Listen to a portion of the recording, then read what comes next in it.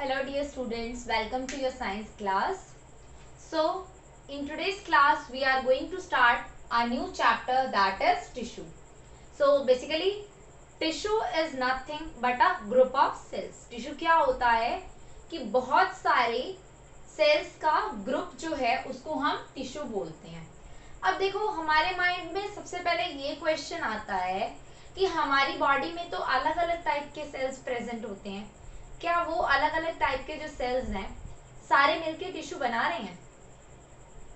No बहुत सारे एक जैसे सेल्स हैं, एक जैसे सेल्स का ग्रुप है, वो आपस में इकट्ठे होके क्या बनाता है? टिश्यू बनाता है. ओके बहुत सारे जो सेल्स हैं आपस में इकट्ठे होके क्या बनाएंगे? टिश्यू बनाएंगे. ठीक है. अब वो जो सेल्स हैं वो सेल्स हमेशा सिमिलर होंगे. क्या होंगे वो सेल्स? हमेशा those cells will be similar in the structure, shape, size and function. अगर हम टिश्यू की बात करें, जनरली टिश्यू क्या है? सेल के बाद सेकंड नंबर पे आता है. ठीक है. अगर हम बात करें सेल से जनरली क्या बनता है? टिश्यू. टिश्यू से एक हमारा ऑर्गन बनता है. ऑर्गन के बाद organ system and at last जिससे हमारी क्या बनती है? बॉडी. ठीक है. तो अब टिश्यू की बात करें तो टिश्यू दो टाइप के होते हैं सबसे पहले, क्योंकि अब हम बात करें लिविंग बींग्स में तो दो टाइप के होते हैं, एक होते हैं प्लांट्स और एक होते हैं एनिमल्स. तो उसी तरह से टिश्यूज की कैटेगरीज या टाइप्स बहुत सारे होते हैं. जनरली ये डिवाइड दो टाइप में होते हैं, जो कि अपना प्लांट और एनिमल टिश्यू होता है. ठीक है. अब प्लांट और एनिमल टिश्यूज में क्या सेम टाइप के टिश्यूज प्रेजेंट होते हैं?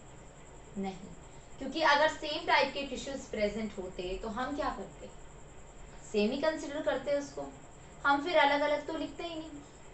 तो इसके अंदर क्या हो रहा है कि जो प्लांट और एनिमल टिश्यूज हैं ये हमारे अलग अलग तरह से हम इनको इसलिए लेते हैं क्योंकि इनके अंदर जनरली अलग अलग तरह के टिश्यूज प्रेजेंट होते हैं, क्योंकि इनके फंक्शंस भी डिफरेंट है.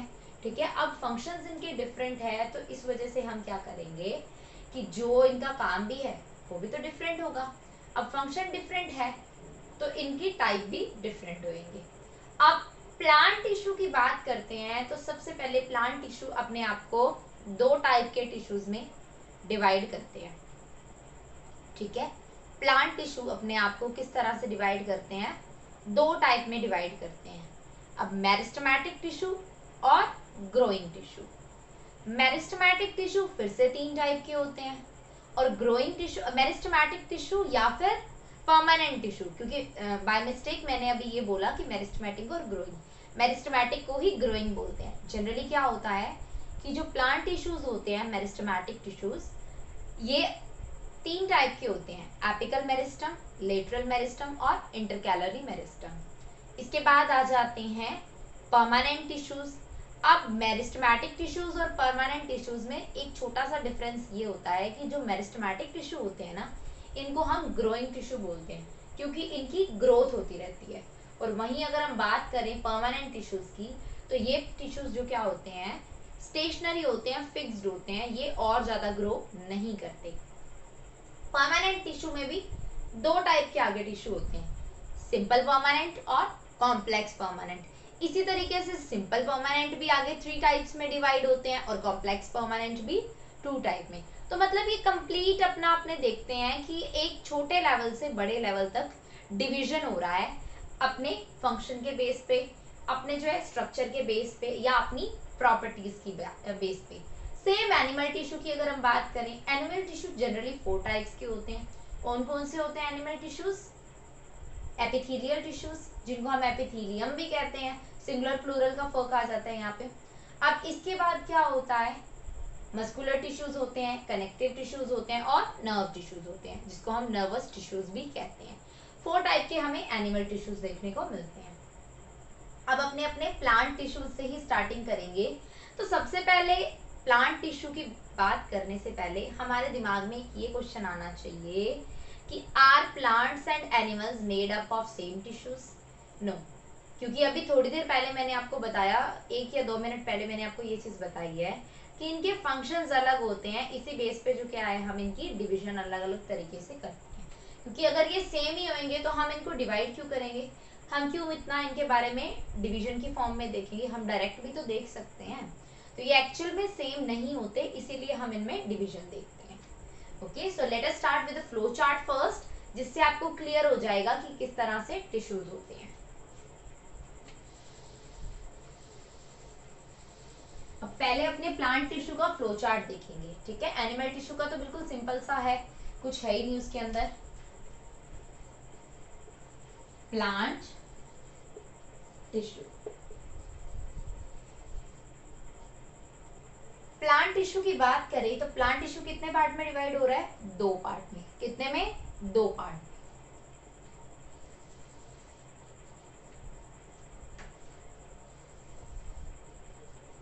ठीक है, प्लांट टिश्यू अब हमारा जो 2 पार्ट्स में डिवाइड हो रहा है, सबसे पहले जो हमारा टिश्यू आता है वो आता है मेरिस्टेमेटिक टिश्यू।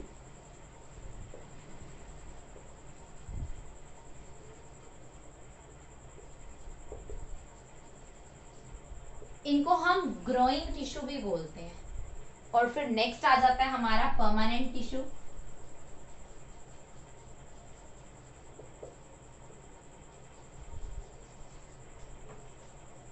मेरिस्टेमेटिक टिश्यू और परमानेंट टिश्यू। मेरिस्टेमेटिक टिश्यूज क्या होते हैं, हम लोग देखते हैं इसके अंदर कि 3 पार्ट्स होते हैं इसके।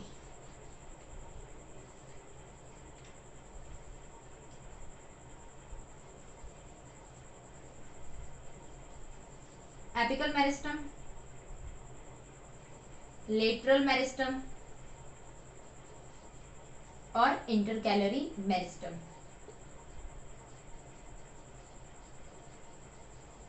ठीक है, वहीं अगर अपने जनरली बात करें तो जो परमानेंट टिश्यू है 2 टाइप में डिवाइड होता है। एक होता है सिंपल परमानेंट, दूसरा होता है कॉम्प्लेक्स परमानेंट। पहले हम देख रहे हैं सिंपल और फिर आ जाता है हमारा complex.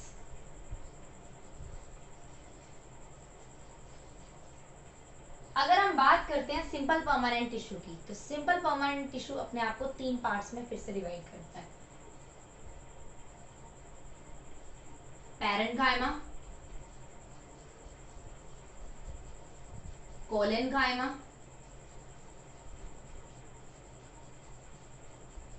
And then sclerenchyma.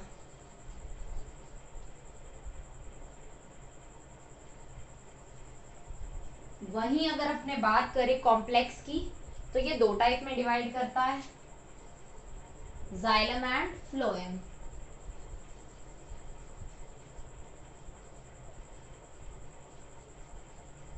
Xylem and phloem. So फटाफट से ये फ्लो चार्ट बना लीजिए and then we are going to see about the functions of each and every plant tissue. So take 1 minute and draw this fast because it will help you to study it in a simplified manner. So just try to draw the flow chart.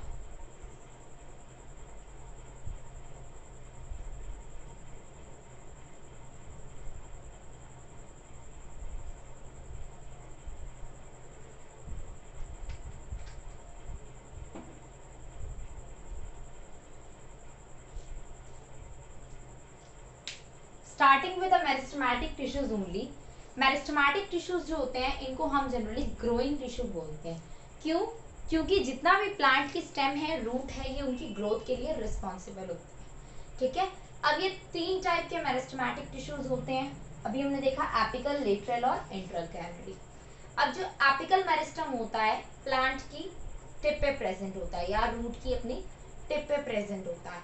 अब जब ये tip पे present होता है तो ये plant की growth को मेंटेन करता है। लेटरल की बात करें, लेटरल क्या करता है, जो इसकी गिर्थ है या विड्थ है, विड्थ के लिए रेस्पॉन्सिबल होता है, मतलब इसको चौड़ाई के लिए रेस्पॉन्सिबल होता है। और वहीं अगर हम बात करें इंटरकैलरी, मतलब जो एक स्टेम है या एक रूट है, उनके बीच में से ब्रांचेस निकल रही है, तो जो ब्रांचेस हैं हमारी, उनकी ग्रोथ के लिए रिस्पॉन्सिबल है, उसको अपने इंटरकैलरी मेरिस्टम बोलते हैं। ठीक है, तो अभी अपने डिटेल में इसके बारे में जस्ट देखेंगे with the help of diagram also. So I am giving you the basic introduction for this. और अगर वहीं परमानेंट की बात करें, पैरेन्काइमा के दो पार्ट होते हैं, ठीक है.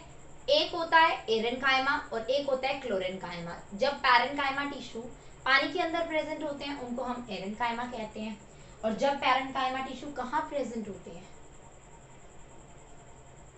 क्लोरोफिल के लिए रिस्पॉन्सिबल होते हैं, उस टाइम पे हम इनको क्लोरेन्काइमा बोलते हैं. ओके.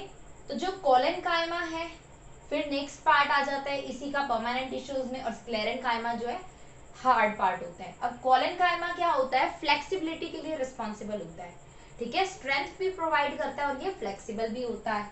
और स्क्लेरेन्काइमा जो हमारा है, स्क्लेरेन्काइमा क्या होता है, जनरली हार्डनेस के लिए रिस्पॉन्सिबल होता है. एक तरह से ये डेड टिश्यूज होते हैं.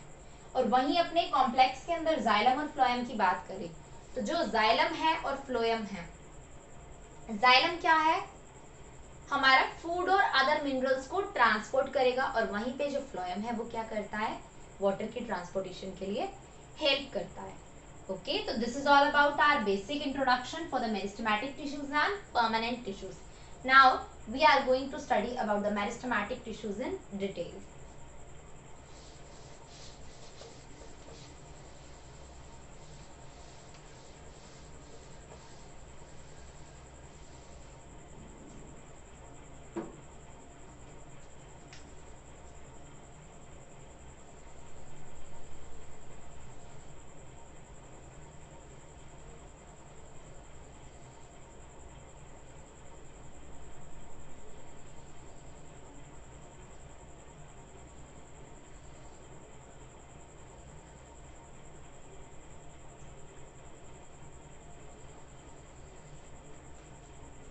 अब ये हमारा एक तरह से मैंने रूट या स्टेम का स्ट्रक्चर बनाया है.